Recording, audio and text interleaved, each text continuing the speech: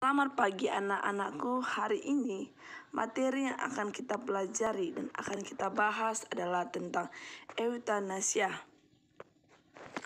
Di sini kita akan membahas tentang pengertian eutanasia, perkembangan pemahaman atas eutanasia, bentuk-bentuk eutanasia, masalah eutanasia, dan eutanasia dari segi hukum, argumen pendukung eutanasia dan legalisasi eutanasia, serta pandangan Gereja Katolik terhadap eutanasia. Nah, anak-anak ibu, di sini ada beberapa gambar. Mari amati. Eutanasia adalah berasal dari bahasa Yunani, artinya baik thanos, artinya kematian. Jadi eutanasia adalah mati baik. Jadi secara etimologis, kematian tanpa penderitaan, tanpa rasa sakit yang berlebihan. Kita akan membahas tentang perkembangan dan pemahaman eutanasia. Masa Yunani atau Romawi kuno, posisi di pos atau kematian yang baik, piho atau kematian yang tenang dengan baik, Cicero adalah mati penuh kehormatan, Stoa adalah lebih baik mati daripada merana. Masa Renaissance, Bacon atau eutanasia medica, Temorus atau mengakhiri hidup dengan tidak makan atau dengan racun. Abad ke-19 sampai abad ke-20, David Hume, intervensi medis untuk mengakhiri hidup. Nazi, negara berhak mengakhiri hidup orang lain yang tidak berguna. Bentuk-bentuk eutanasia. Eutanasia pasif tanpa diminta tenaga kesehatan, tidak memberikan bantuan medis lagi yang dapat memperpanjang hidup manusia.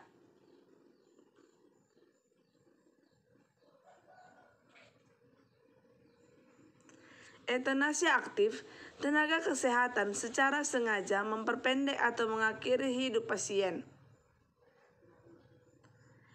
Eutanasia aktif secara langsung atau direct, tindakan tenaga kesehatan atau tenaga medis meringankan penderitaan pasien dengan tujuan memperpendek hidup pasien.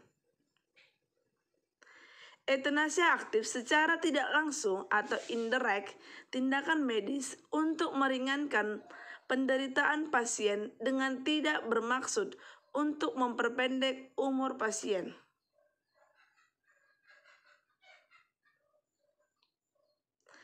Eutanasia aktif atau direct.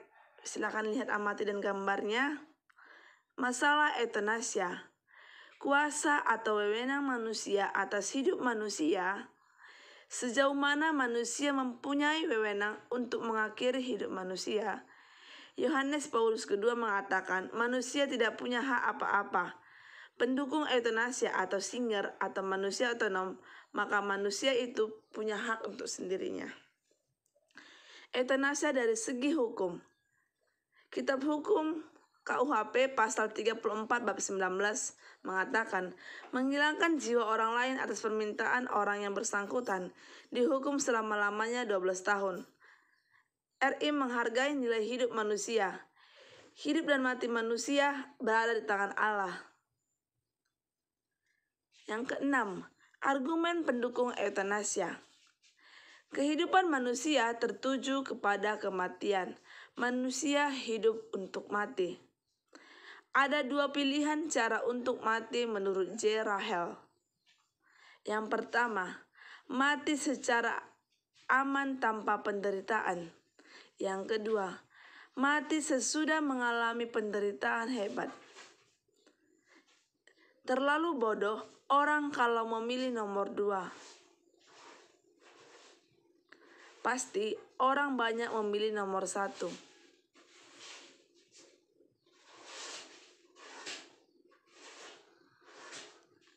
Argumen Rahel mempromosikan eutanasia.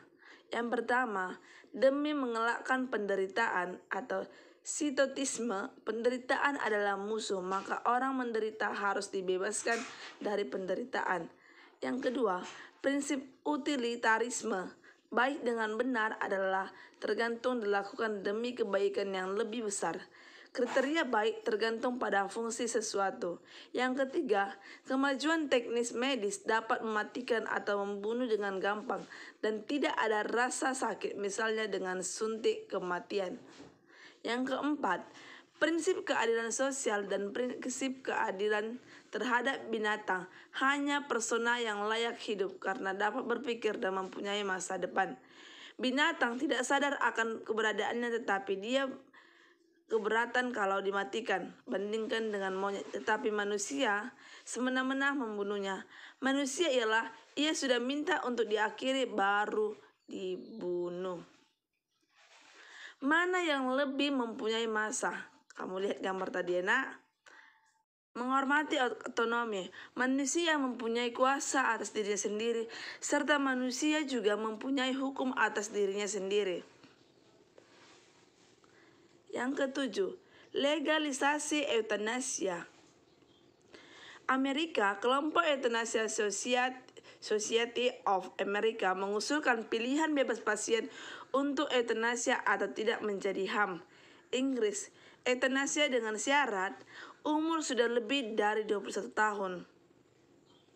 Menderita penyakit akut atau penyakit yang tidak bisa tertolong, serta menunjukkan 2 surat dari hari medis yang berbeda. Pasien berbicara dengan hakim atau ahli eutanasia untuk melihat apakah layak atau tidak layak untuk dibunuh. Pandangan Gereja Katolik terhadap eutanasia adalah nilai kehidupan menduduki tempat yang tertinggi. Manusia tidak mempunyai hak atas hidup dan mati, maka manusia, gereja menolak segala bentuk kejahatan yang melawan kehidupannya, misalnya aborsi, genosid, dan lain-lain. Alasan eutanasia yang pertama adalah untuk menghilangkan nyawa manusia. Penderitaan justru harus dihadapi. Penderitaan dapat mematahkan kepribadian manusia. Partisipasi dalam penderitaan Yesus. Orang yang menderita atau sakit butuh perhatian yang lebih, butuh cinta, dan butuh penghibur. Diam dan marah karena cinta mereka telah direbut. Membantu orang sakit bukan berarti menghambur-hamburkan uang. Kita juga membantu orang sakit, tetapi harus juga mempertimbangkan keadilan dalam gereja dan keadilan keluarga dan sosial. Yesus atau sama dengan gereja membela dan mempromosikan hidup. Minyak pengurapan orang sakit atau tanda cinta kasih kita terhadap mereka yang sudah mengalami penderitaan yang lama.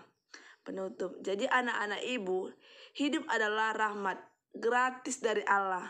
Allah memberikan hidup kepada manusia supaya dipelihara dan dengannya manusia dapat bersekutu dan memuliakannya. Demi menebus dan menyelamatkan hidup manusia, inilah Yesus rela mati di kayu salib.